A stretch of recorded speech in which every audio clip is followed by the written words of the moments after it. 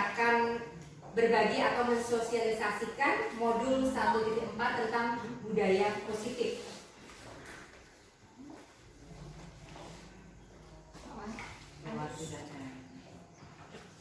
Ya, ini ya, jadi konsep budaya positif itu yang pertama ada perubahan paradigma belajar, kemudian disiplin positif, motivasi perilaku manusia, kebutuhan dasar manusia, posisi kontrol restitusi, keyakinan kelas, dan yang terakhir segitiga restitusi. Itu nanti yang akan kita bahas.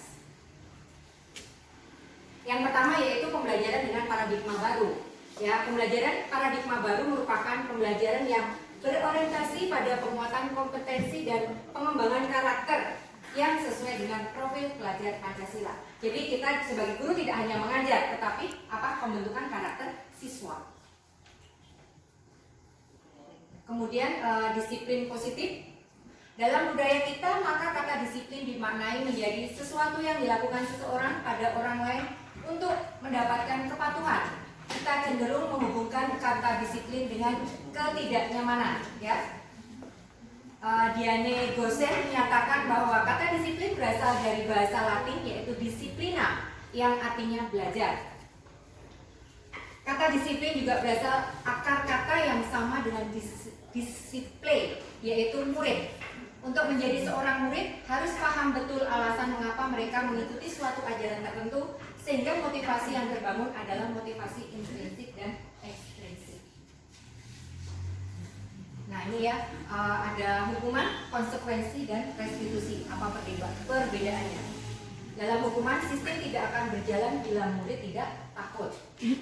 Kemudian mendorong menyalahkan diri. Anak belajar menyembunyikan kesalahan, itu dibuat oleh guru, kemudian mencoba mengontrol anak dengan penguatan negatif. Sedangkan untuk konsekuensi itu memerlukan monitoring dan supervisi terus-menerus dari guru. Mendorong kepatuhan, anak belajar taat peraturan dibuat oleh guru dan murid.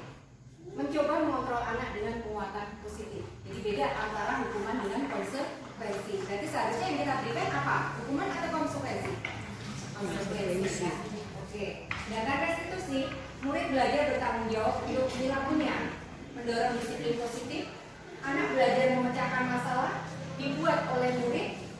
Anak paham bahwa dirinya sendiri yang pegang kendali kontrol. Ya. Nah ini ada tabel apa menurut teman-teman itu hukuman atau konsekuensi. Jadi yang pertama mencatat 100 kali di dalam buku. Saya tidak akan terlambat lagi karena terlambat sekolah. Kira-kira hukuman atau konsekuensi? Hukuman. Yang kedua, lari mengelilingi lapangan 2 kali. Hukuman, enggak ya? Membersihkan coretan yang dibuatnya di meja, konsekuensi. Oke, jadi Mama sudah paham ya apa itu hukuman dan apa konsekuensi. Nah, sekarang motivasi perilaku manusia. Diane Gosen dalam bukunya Restructuring School Discipline menyatakan ada 3 motivasi perilaku manusia. Yang pertama itu untuk menghindari ketidaknyamanan atau hukuman. Yang kedua untuk mendapatkan kebanggaan atau penghargaan dari orang lain. Dan yang ketiga untuk menjadi orang yang mereka inginkan dan menghargai diri sendiri dengan nilai-nilai yang mereka percaya. Kemudian dihukum oleh penghargaan.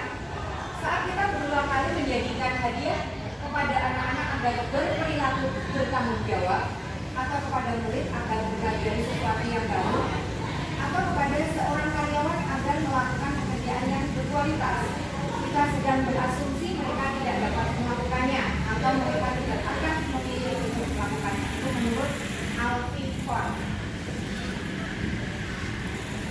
Lanjut, kebutuhan dasar manusia. Ya. Teman-teman, ternyata ada 5 kebutuhan dasar manusia. Yang pertama yaitu kebutuhan untuk bertahan hidup atau survive, ya. Kemudian yang kedua, cinta dan kasih sayang. Jadi kita itu perlu dicintai dan juga mencintai, perlu juga disayangi, perlu juga menyayangi. Dan yang ketiga, kebebasan atau freedom. Yang keempat, kesenangan. Dan yang kelima, kekuasaan. Jadi ada 5 kebutuhan dasar manusia. Nah ini ya, posisi kontrol restitusi. Nah ini sebagai guru biasanya kita seringnya sebagai apa? Penghukum, sebagai teman, manajer, membuat merasa bersalah atau memantau. Rata-rata penghukum ya selama ini kita lakukan ya. Nah, seharusnya kita itu bisa menjadi teman, terus kemudian pemantau gitu. Itu di tabel ada motivasi eksternal, ada motivasi intrinsik ya. Bisa dibaca. Kemudian keyakinan kelas. Nah, ini yang perlu teman-teman lakukan atau Bapak Ibu lakukan ya. Apalagi sebagai wali kelas. Jadi pada saat awal mula pembelajaran, kita masuk tahun ajaran baru, sebaiknya kita membuat kesepakatan atau keyakinan kelas ya. Jadi kita diskusi dengan anak-anak, mereka menyampaikan pendapatnya masing-masing, baru kita nanti satukan ya. Setelah disatukan baru ditempel di kelasnya ya. Ini keyakinan kelas itu. Jadi keyakinan kelas itu bersifat lebih abstrak daripada peraturan.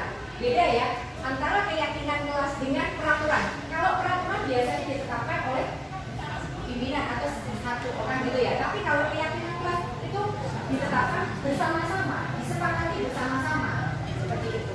Kemudian yang kedua, keyakinan kelas berupa pernyataan-pernyataan universal.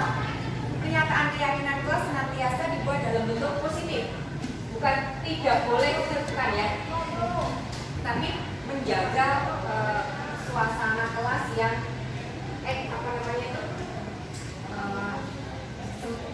kondisi atau semangat gotong royong gitu. Kalimatnya singkat-singkat aja, nggak perlu panjang-panjang. Nah, terus keyakinan kelas hendaknya tidak terlalu banyak. Nanti lupa kalau kebanyakan, ya. Sehingga mudah dipahami dan ingat oleh semua siswa. Jadi setiap kelas ini mempunyai kesepakatan beda-beda. Ya, misalnya yang kelas A semangat gotong royong, disiplin, bla bla bla dan sebagainya. Nanti bisa jadi di kelas B berbeda juga. Kemudian keyakinan kelas sebenarnya sesuatu yang dapat diterapkan di lingkungan tersebut. Lalu semua warga kelas hendaknya ikut berkontribusi. Yaitu tadi kita diskusi sama-sama, menyepakati bersama-sama. Yang terakhir bersedia meninjau kembali keyakinan kelas dari waktu ke waktu, mungkin di kelas 10 atau pada saat kenaikan kelas gitu ya. Itu bisa dirubah, tidak harus itu terus sampai mereka lulus. Nah, sekarang segitiga restitusi. Restitusi adalah proses menciptakan kondisi bagi murid untuk memperbaiki kesalahan mereka, sehingga mereka bisa kembali pada kelompok mereka dengan karakter yang kuat, menurut dosen tahun 2004. Segitiga restitusi itu merupakan proses kolaboratif yang mengajarkan murid untuk mencari solusi untuk masalah mereka dan membantu murid berpikir tentang orang seperti apa yang mereka inginkan dan bagaimana mereka harus memperlakukan orang lain. Ciri-cirinya yang pertama, bukan untuk menebus kesalahan ya, tapi belajar dari kesalahan. Tapi yang kita terapkan sekarang biasanya apa? Itu tadi ya, hukuman ya, bukan restitusi. Lalu memperbaiki hubungan, tawaran bukan paksaan. Restitusi menuntut untuk melihat ke dalam diri. Lalu restitusi mencari kebutuhan dasar yang mendasari tindakan. Restitusi diri adalah cara yang paling baik. Restitusi fokus pada karakter bukan tindakan. Restitusi fokus pada solusi. Dan yang terakhir, restitusi mengembalikan murid yang berbeda pada kelompoknya. Ini segitiga restitusi. Jadi kita kalau ada sesuatu masalah itu pakai segitiga itu. Nah, langkah-langkahnya ada 3. Namanya segitiga berarti langkah-langkahnya ada 3. Yang pertama adalah menstabilkan identitas ya. Nah, misalnya baik Bapak kira apa yang kamu lakukan sebenarnya juga pernah dilakukan oleh orang lain. Itu namanya menstabilkan identitas. Kemudian yang kedua yaitu validasi tindakan yang salah. Kita memvalidasi apa alasan kamu, misalnya kamu terlambat kan, apa alasan kamu terlambat masuk kelas. Terus adakah cara lain kamu supaya tidak terlambat. Itu namanya validasi tindakan yang salah. Sedangkan yang terakhir yaitu menanyakan keyakinan. Contohnya baik, kalau sudah tahu bahwa itu salah, selanjutnya apa yang kamu lakukan? Misalnya dia tidak mengerjakan tugas kan, nah itu kan sudah kesalahan. Terus nanti ditanyakan bagaimana kedepannya agar kamu itu tidak terlambat mengumpulkan tugas. Itu namanya menanyakan keyakinan. demikian sosialisasi tentang modul 1.4 yaitu penerapan budaya positif yang ada di sekolah. Terima kasih atas perhatiannya. Selamat siang.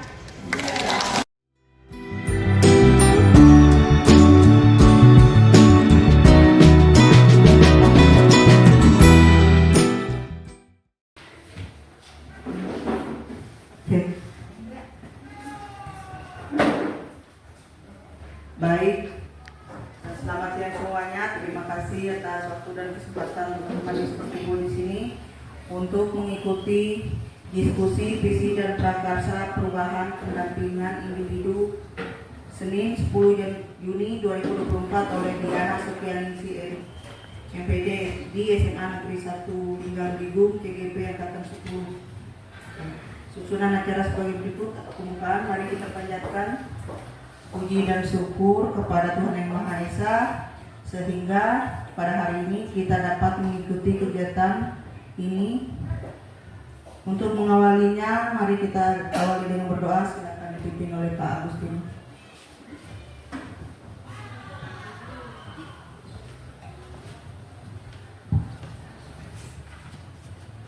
Oke, untuk mengawali kegiatan kita pada siang hari ini, saya akan memimpin doa secara Katolik.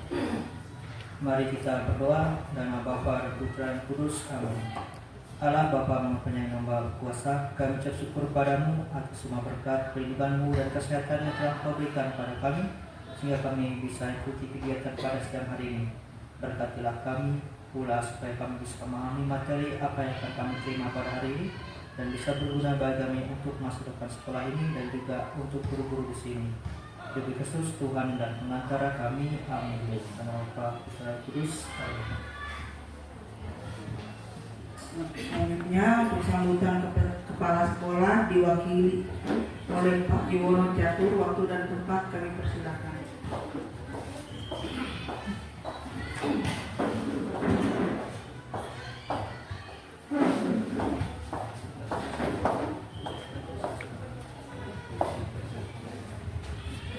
Assalamualaikum warahmatullahi wabarakatuh. Selamat siang dan salam sejahtera bagi kita semua. Saya ucapkan terima kasih atas kehadiran Bapak Ibu Guru di ruang ini, kemudian pada pendamping, dan saya ucapkan selamat untuk Bu Diana untuk terus bergerak ya, dalam rangka mereka mengajar. Kemudian baik, kita laksanakan segera kegiatan pada siang hari ini karena waktunya sudah larut ya, larut siang maksudnya. Terima kasih. Saya akhiri, selamat siang dan salam sejahtera bagi kita semua.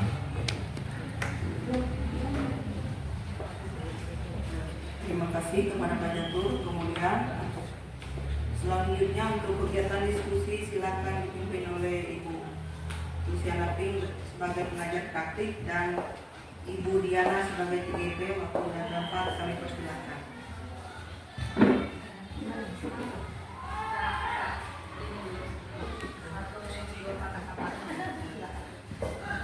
Baik, saya di sini saja ya Bapak Ibu ya, biar terlihat santai gitu, relax saja kita.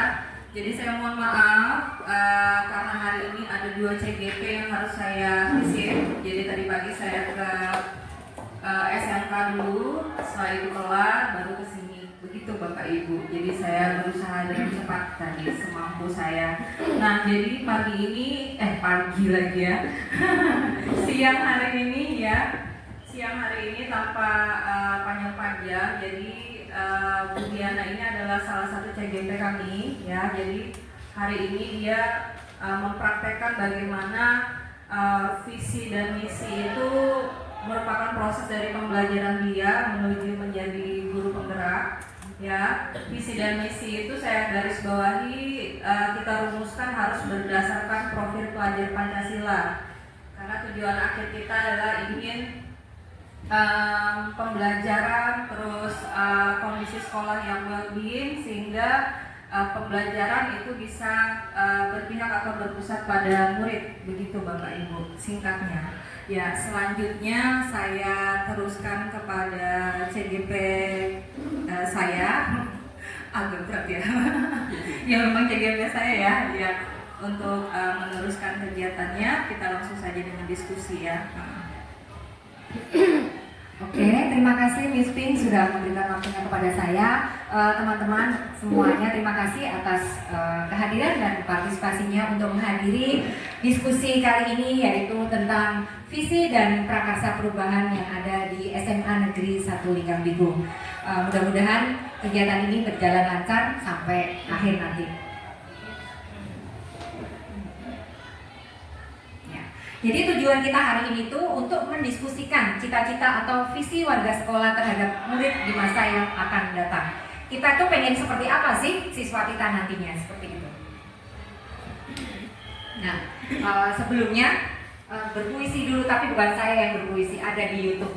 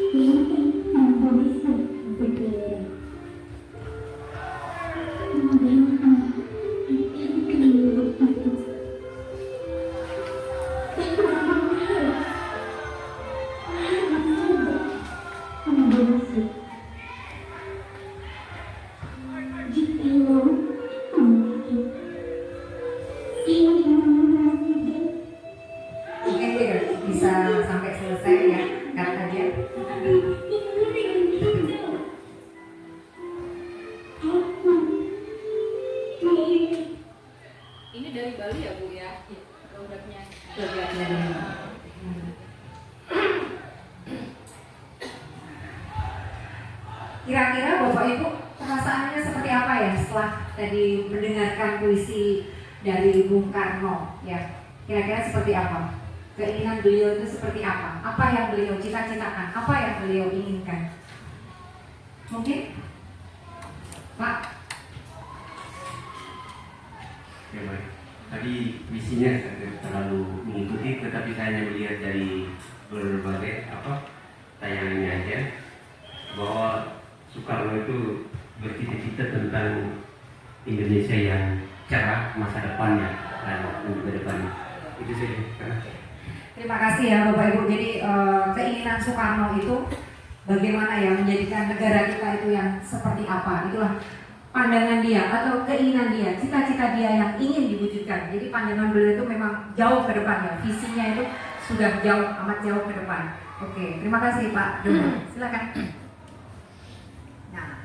Kemudian ini Bapak Ibu, pernah nggak mendengar filosofi dari pendidikan Ki Hajar Dewantoro? Ya, ada istilah Merdeka Belajar dan profil pelajar Pancasila. Mungkin Ibu Yuli, apa sih Merdeka Belajar itu? Ya, baik, terima kasih. Menurut saya Merdeka Belajar bukan merdeka yang tidak ada batas-batasnya sebenarnya. Diberikan kebebasan artinya bahwa siswa bisa belajar seperti apa yang mereka inginkan. Siswa bisa mencari sesuatu yang mungkin tidak ada di sekolah, bisa dari tempat lain. Artinya dia memiliki kebebasan untuk berpikir lebih jauh sesuai dengan yang dia mau. Itu. Terima kasih. Terima kasih. Beri aplaus untuk Ibu Yuli.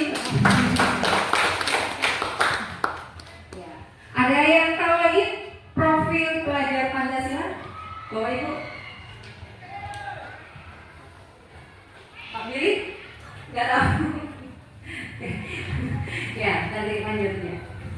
Nah, ini ya. Jadi filosofi Ki Hajar Dewantoro, maksud dari pendidikan itu menuntun segala kodrat yang ada pada anak-anak agar mereka itu dapat mencapai keselamatan dan kebahagiaan setinggi-tingginya ya, baik sebagai manusia maupun anggota masyarakat. Makanya kita sebagai guru itu memang beda dengan dosen ya. Kalau guru kita selain mengajar juga mendidik, tapi dosen biasanya hanya mengajar saja. Pendidikan menuntun kodrat anak sebagai manusia merdeka dengan tuntunan trilogi Ki Hajar Dewantoro, yaitu 3, pasti tahu semua ya, Ing Ngarso Sum Tulodo, Ing Madyo Pangurkarso, dan Tuturi Handayani. Jadi yang depan itu memberi contoh ya, yang di tengah membangun ya, mendorong, kemudian yang di belakang apa? Tuturi kasih. Ya.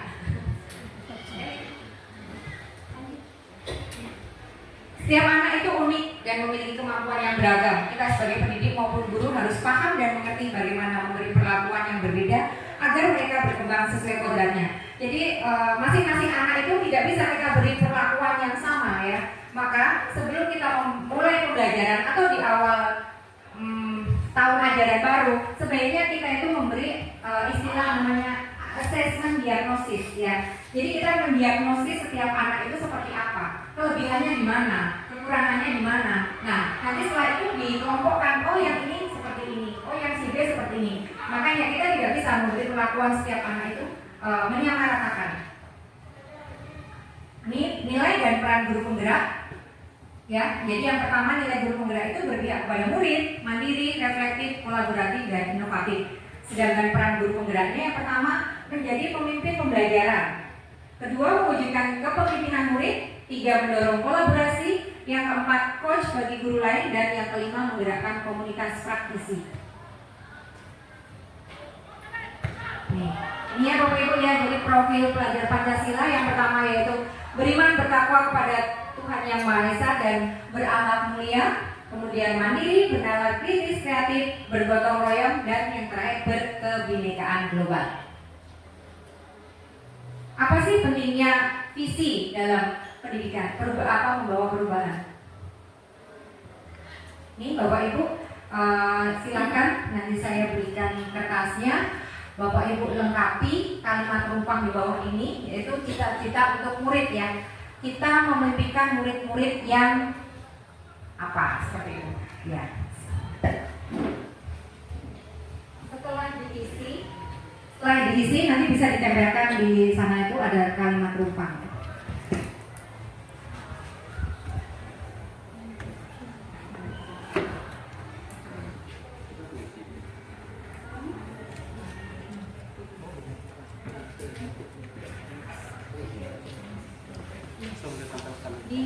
Di belakang itu ada isolasinya, tidak bisa dibuka untuk menempelkan di sana.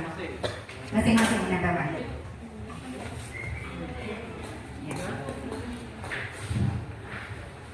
Silakan ya teman-teman ditempel di sini.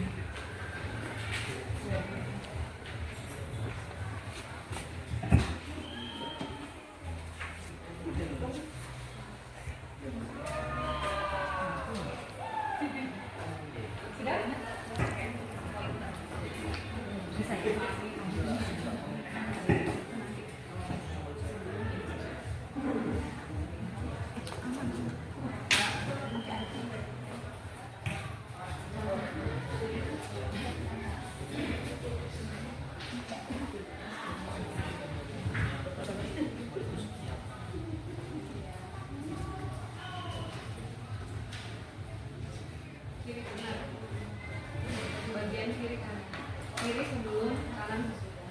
Ke sana. Coba.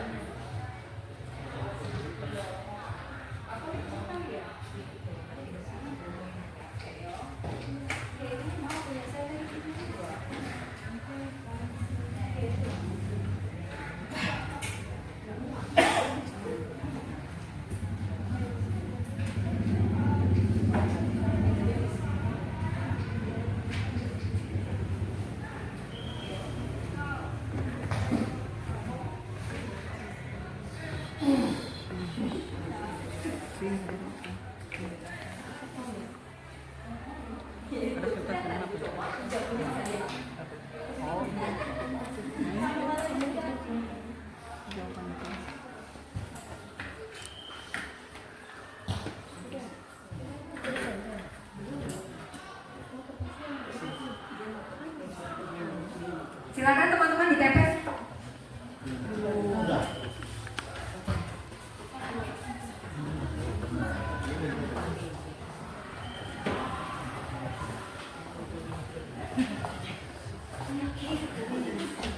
Gak usah mikir ya Bapak Ibu. Apa yang ada? Udah mau ditempel? Oh. Mungkin ada teman-teman yang ingin menyampaikan, silakan Ibu Fitri. Terima kasih atas waktu yang sudah diberikan. Usulan kalimat rupa cita-cita untuk murid yang pertama, kita memimpikan murid-murid yang berakhlak mulia, mampu menghormati dan menghargai sesama. Kemudian yang kedua, kita percaya bahwa murid adalah siswa yang mampu mengetahui potensi yang ada dalam dirinya. Kemudian yang ketiga, di sekolah kita mengutamakan bukan hanya pelajaran, tetapi kegiatan di luar sekolah yang tidak dimiliki oleh sekolah lain. Kemudian yang keempat, murid di sekolah kita sadar betul bahwa sebenarnya belajar itu sangat penting, bukan hanya tentang nilainya saja, tapi bisa berbentuk karakter atau kepribadian yang bisa menjadi bekal hidup di masa depan. Kemudian yang D, murid di sekolah kita ini yakin untuk dapat menciptakan suasana yang menyenangkan dan inspiratif, kerjasama dan kolaborasi antar siswa, guru, dan staf sekolah. Dan pertanyaan yang terakhir, kita dan warga di sekolah ini paham bahwa setiap siswa memiliki gaya belajar yang berbeda dan berusaha untuk memahami kebutuhan masing-masing siswa agar dapat memberikan pembelajaran yang efektif dan menyenangkan. Terima kasih. Oke, terima kasih Ibu Fitri. Aplaus buat Ibu Fitri. Mungkin ada lagi, tadi ibu-ibu, sekarang bapak-bapak, satu. Pak Ser. Ya baik, terima kasih. Ya setelah saya melihat ya kalimat penumpang yang ada di depan, ya tentu kita ingin bercita-cita untuk murid kita semua. Yang pertama, ya kita memimpikan murid yang seperti apa. Ya tentu di sini ya kita memimpikan murid yang selalu memiliki sikap yang baik, juga peduli ya pada lingkungan, ya dan juga memiliki kecintaan terhadap pembelajaran ya dalam jangka panjang atau sepanjang hari. Nah kemudian yang kedua, ya kita percaya bahwa murid itu adalah subjek yang aktif ya yang memiliki kecintaan dalam pembelajaran, ya bukan hanya objek yang menerima pengetahuan.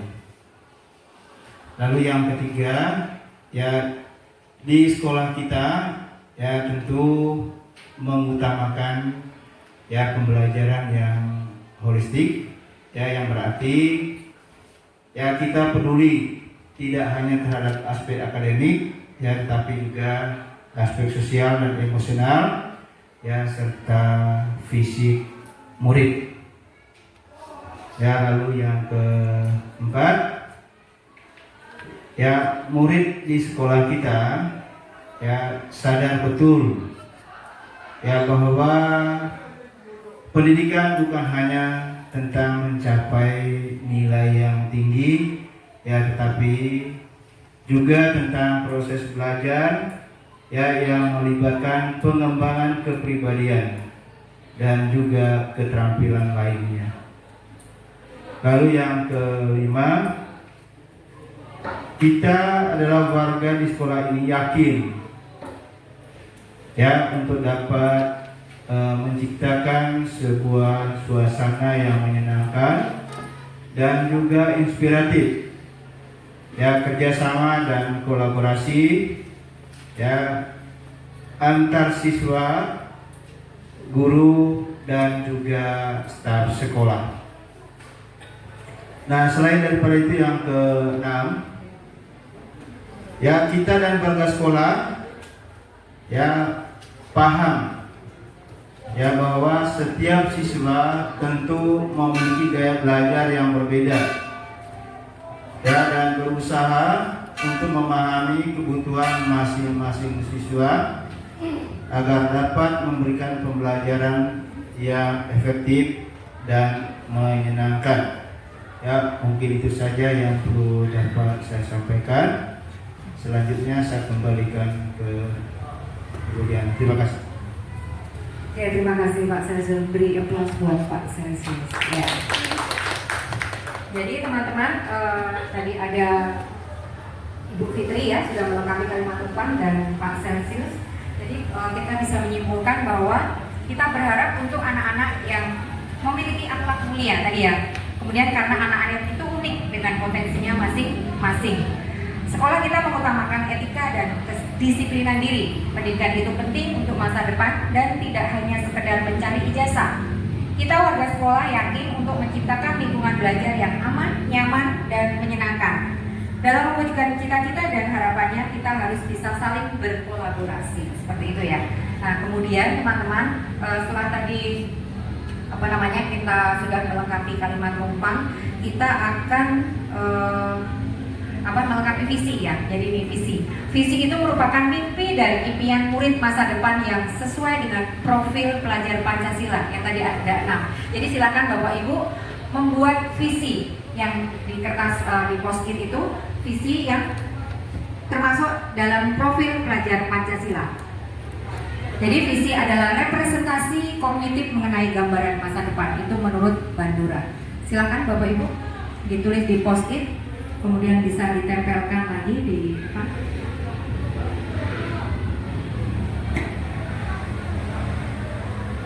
Jadi ini ya kekuatan visi atau harapan ya, visi itu harapan. Visi kita sekarang adalah masa depan murid kita. Masa depan murid kita adalah masa depan bangsa kita, yaitu Indonesia. Jika kita ingin melangkah jauh, maka visi harus bersifat menyemangati, menguatkan, menggerakkan hati dan kolaborasi, sehingga mampu membuat kita terus melangkah maju. Ya Bapak Ibu sambil berpikir visi, boleh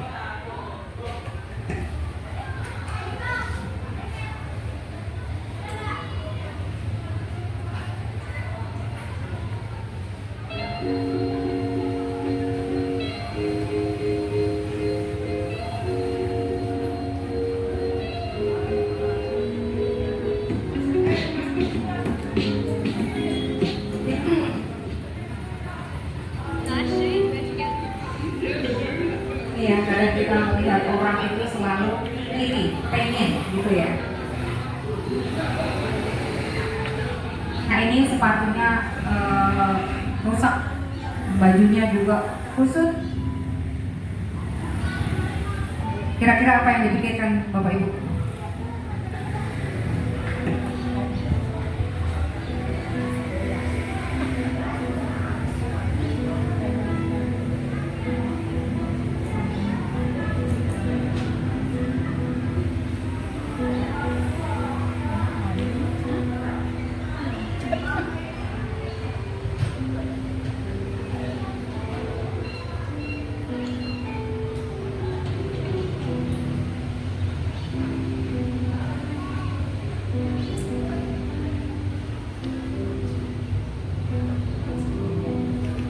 Sedangkan anak yang satunya sepatunya rapi, bajunya rapi.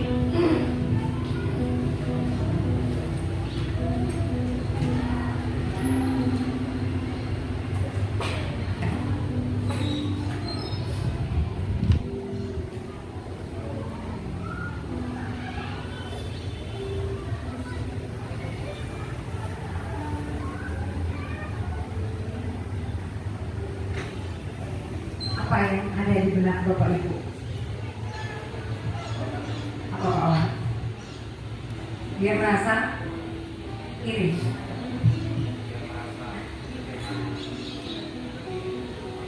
Dia merasa sedih dan dia ingin seperti orang lain, tetapi dia tidak menyadari bahwa dirinya masih bisa berjalan. Namanya tidak bisa berjalan walaupun kakinya lengkap. Itu pikiran saya. Berarti Pak War sudah pernah menonton video ini. Ya.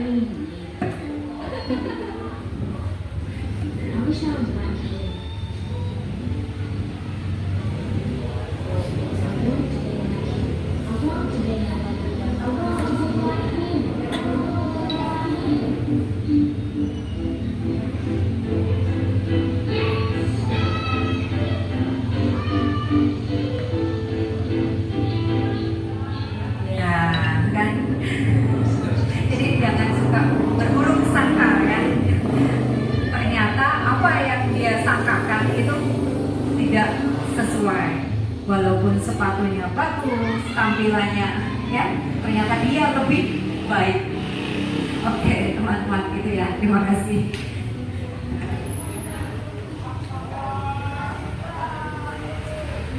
Jadi kita sudah menulisnya.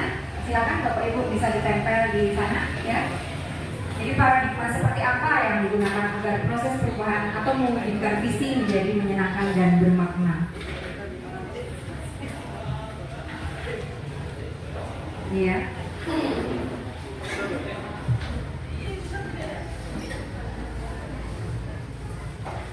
Nah, ini dalam kita membuat visi itu melewati BAGJA, ada tahapannya. B A G C J A. Dalam konteks perubahan di sekolah, BAGJA dapat diartikan sebagai semangat mengapresiasi dan proses bertahap dalam menyelidiki segala kekuatan, aspek, dan hal positif di sekolah yang memungkinkan terjadinya upaya gotong royong demi mewujudkan prakarsa perubahan yang diperlukan untuk mencapai visi yang berpusat pada peningkatan kualitas pembelajaran murid.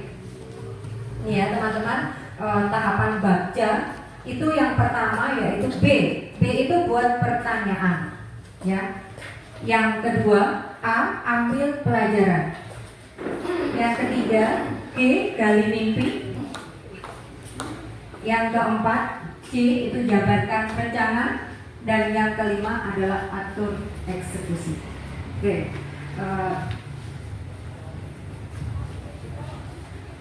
Jadi berdasarkan visi yang teman-teman sampaikan di post-it ini, lupa ya namanya, nggak dituliskan ini.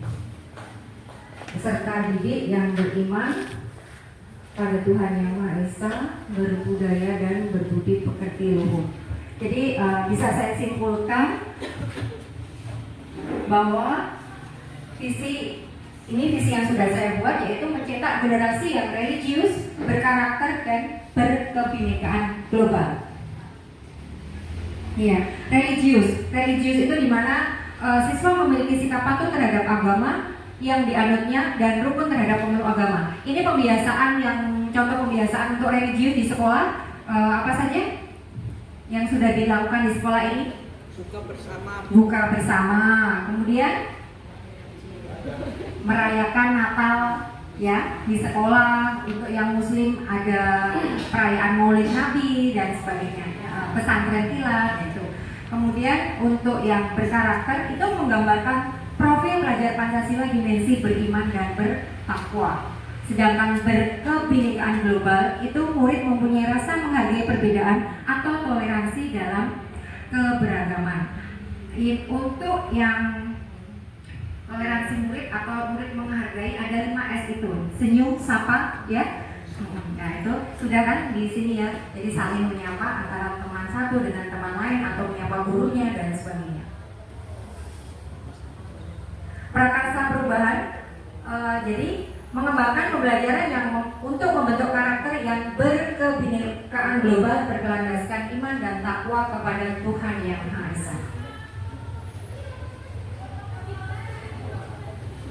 Ini tadi ya, BAGJA tadi ya. Jadi buat pertanyaan, apa yang dapat saya lakukan dalam mengembangkan pembelajaran untuk membentuk karakter yang berkebinekaan global berlandaskan iman dan takwa kepada Tuhan Yang Maha Esa? Kemudian tindakannya ini tadi yang kita lakukan sekarang ini yaitu berdiskusi ya, kemudian berkomunikasi, terus membaca literatur. Ini yang ambil pelajaran. Siapakah di sekolah yang mempunyai pengalaman pernah menjalankan pembelajaran untuk membentuk karakter yang berkebinekaan global berdasarkan iman dan takwa?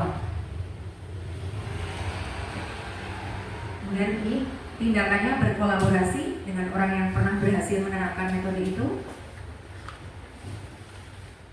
Gali mimpi itu bagaimana perasaan saya ketika karakter siswa sudah meningkat. Pasti senang ya Bapak Ibu ya, berhasil lah pembelajaran yang sudah kita lakukan. Ya. Tindakannya membuat model belajar dan menyusun daftar kegiatan atau program pembiasaan. Apa-apa misalnya Jumat bersih seperti itu.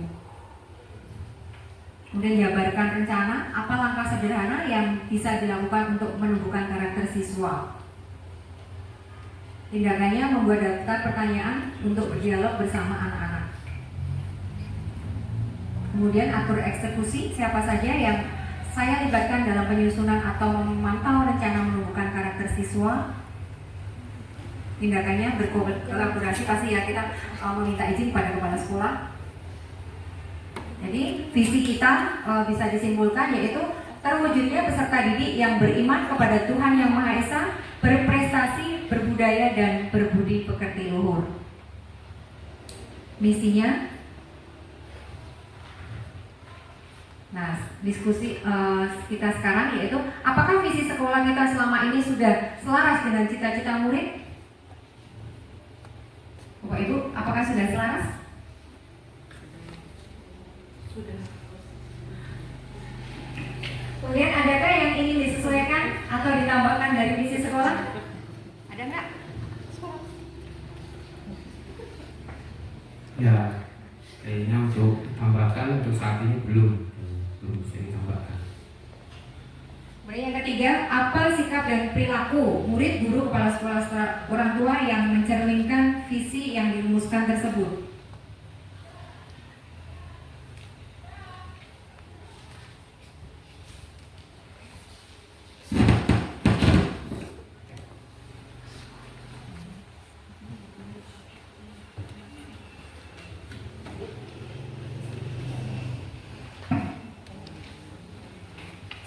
Salah satu sikap atau perilaku yang dilakukan murid atau guru itu ya misalkan bisa saling menghargai, mematuhi peraturan-peraturan di sekolah. Itu mungkin. Terima kasih Bu Asih.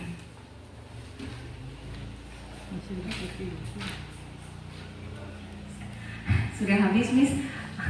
Jadi sekian Bapak Ibu diskusi kita dalam membuat visi dan prakarsa perubahan yang ada di sekolah kita ini. Demikian yang bisa saya sampaikan, kurang lebihnya saya mohon maaf. Terima kasih, selamat siang. Saya kembalikan kepada pengajar praktek Miss P. Silakan. Ya.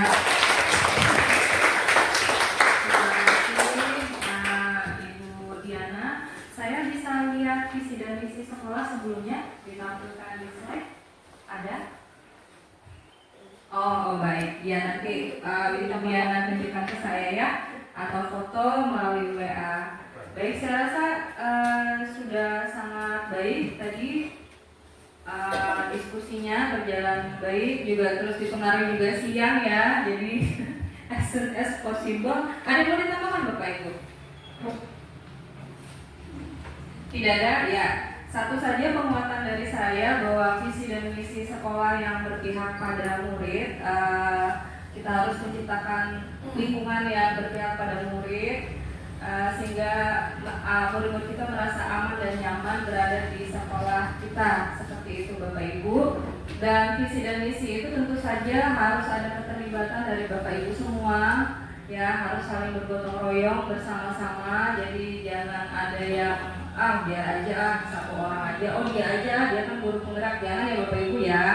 Semua Bapak Ibu berperan dalam menciptakan visi dan misi sekolah gitu, yang berpihak pada murid. Itu saja Ibu Diana. Mungkin Bapak Kepala Sekolah ingin menyampaikan sesuatu? Tidak? Baik, ya. Saya kembalikan ke Ibu atau Bapak? Oh, ke MC ya? Ya, silakan.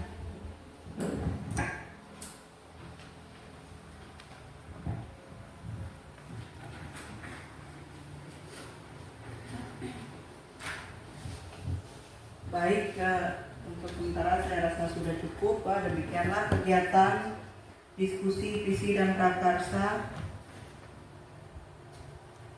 perubahan pendamping individu 2 oleh Ibu Diana Setianingsih MPD di SMA Negeri 1 Linggang Ligung, PGP Angkatan 10. Untuk menutup kegiatan ini, saya mohon Pak Dol untuk menutupnya dengan doa.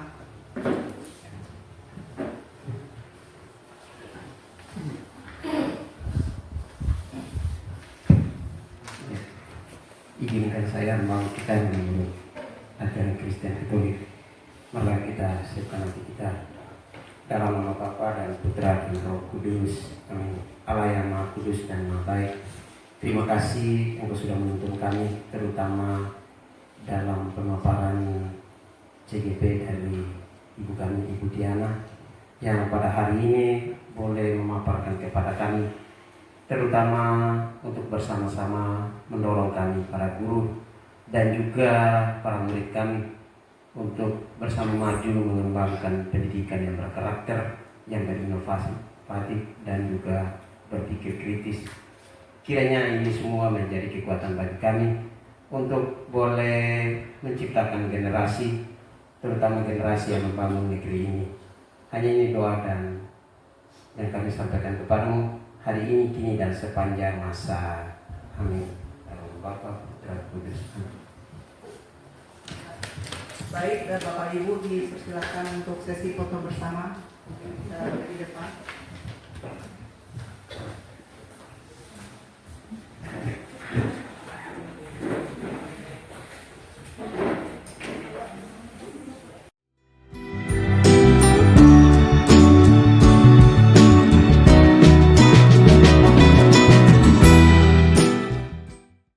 Kita sudah mendapatkan beberapa keyakinan kelas ya. Jadi Ibu akan ringkas dari beberapa ini menjadi beberapa bagian karena sebagian hampir sama. Yang pertama adalah saling menghargai sesama teman. Kemudian yang kedua menjaga keamanan kelas. Bahkan beberapa keyakinan kelas yang telah kita sepakati ya, dan selanjutnya kalian harus berkomitmen akan melaksanakan atau mentaati apa-apa yang sudah kalian sepakati tadi. Bagaimana? Setuju? Kalau ada yang melanggar, apa sanksinya? Nanti kita tentukan bersama-sama lagi ya. Oke, demikian keyakinan kelas kita sudah buat. Semoga pada pembelajaran yang akan datang, khususnya pelajaran kimia, pelajaran menjadi berjalan lancar karena sudah ada keyakinan atau kesepakatan kelas yang kalian buat. Demikian, terima kasih atas waktunya. Selamat pagi.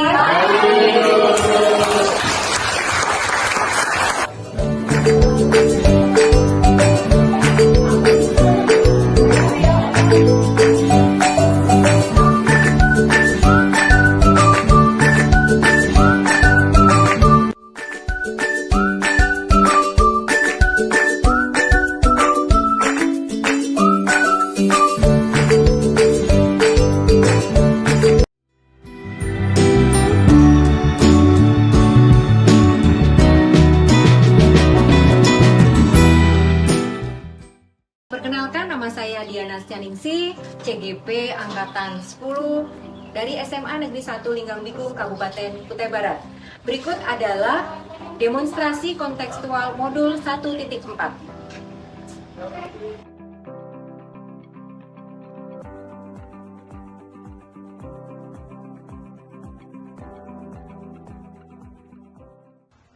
Selamat pagi, Bu. Selamat pagi, Niko.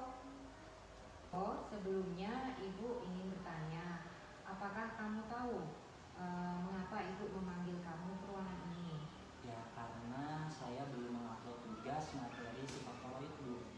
Oh, syukurlah kalau kamu sudah mengetahui alasan Ibu memanggil kamu ke ruangan ini.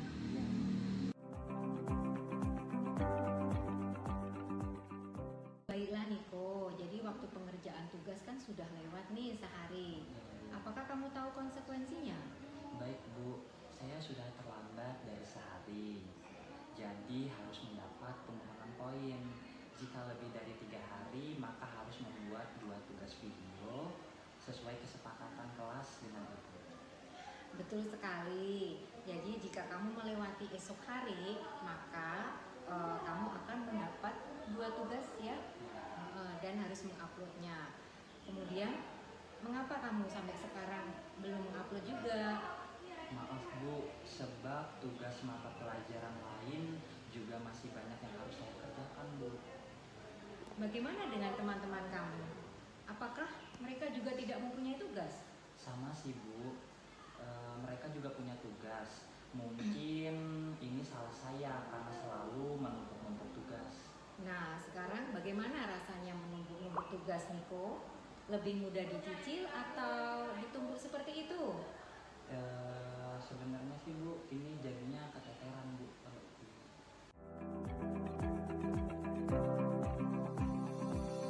Nah, Niko, jadi kamu sudah tahu ya konsekuensi mengenai menumpuk-numpuk tugas. Bagaimana dengan tugas kimianya? Saat ini kamu masih ada kesempatan untuk mengumpulkan satu tugas sampai esok hari. Apa yang terjadi jika lebih dari esok hari? Kamu sudah tahu kan? Iya Bu, nanti tugas saya akan semakin menumpuk dan akan semakin banyak yang harus saya kerjakan. Baiklah, jika kamu sudah mengerti. Sudah sampai sejauh mana kamu mengerjakan tugas kimianya, Niko? Sebentar lagi Bu, nanti saya selesaikan hari ini juga. Kalau begitu, nanti sore Ibu ingatkan lagi ya, supaya nanti sore kamu selesaikan tugasnya. Jangan pernah menunda-nunda suatu pekerjaan ini. Baik Bu, nanti sore saya akan upload tugasnya. Kalau begitu, Ibu tunggu ya Niko ya. Kamu boleh istirahat sekarang Niko. Baik, terima kasih Bu. Sama-sama.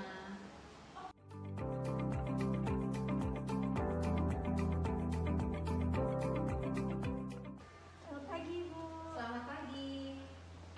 Baik, sebelumnya Ibu panggil karena Ibu ingin ngobrol dengan kalian berdua. Sepertinya seru sekali ya tadi ya pada saat jam meetingnya tadi. Maafkan kami berdua, Bu. Loh, mengapa kalian minta maaf sama Ibu? Itu kan berdua ngobrol terus kalau pas jam terjadi sudah dijelaskan. Baiklah, jika kalian menyadari alasan utama Ibu memanggil kalian berdua datang ke ruangan Ibu.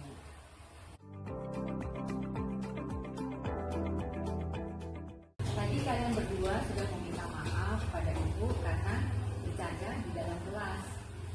Apakah hal tersebut salah? Ya, Bu, sangat sadar karena salah. Jika kalian bercanda dalam kelas, siapa nanti yang akan dirugikan? Teman-teman kami dirugikan bukan naskah kerjanya. Dan kami tidak salah, Bu, karena tidak dapat mengerti yang ada di depan. Oke, jadi Jenny, Raja, bercanda itu nggak apa-apa ya, karena saya juga senang kok bercanda. Tapi kalian juga harus melihat situasi dan kondisi. Pada saat itu apakah mengganggu orang lain atau tidak? Betul apa yang kamu katakan, Raja. Nanti teman-teman juga terganggu ya dengan suara candaan kalian. Dan apakah kalian suka jika sedang berbicara tapi nggak diperhatikan? Tidak suka, Bu. Baiklah, kalau begitu, apa yang dapat kalian lakukan untuk memperbaikinya? Kami minta maaf kepada Ibu dan teman-teman semua atas kelakuan kami, Bu. Oke, saya maafkan kalian berdua, tetapi mengapa kalian harus meminta maaf kepada teman-teman kalian? Karena perbuatan kami mengganggu teman-teman yang sedang belajar dan yang sampai ada yang mencontoh kepada. Baiklah, jika begitu, saya yakin kalian itu anak-anak yang baik dan jangan mengulangi kembali ya. Baik, Bu. Terima kasih.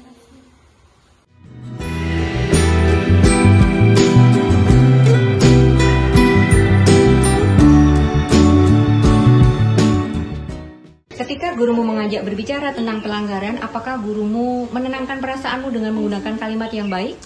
Ya Bu. Memahami alasanmu melakukan pelanggaran? Ya Bu. Membantumu menyadari kesalahanmu dan menghubungkan dengan keyakinan kelas? Tentunya. Membantumu untuk menemukan solusi atas permasalahanmu? Iya Bu. Bagaimana perasaanmu setelah berbicara dengan gurumu tentang pelanggaran disiplin yang kamu lakukan?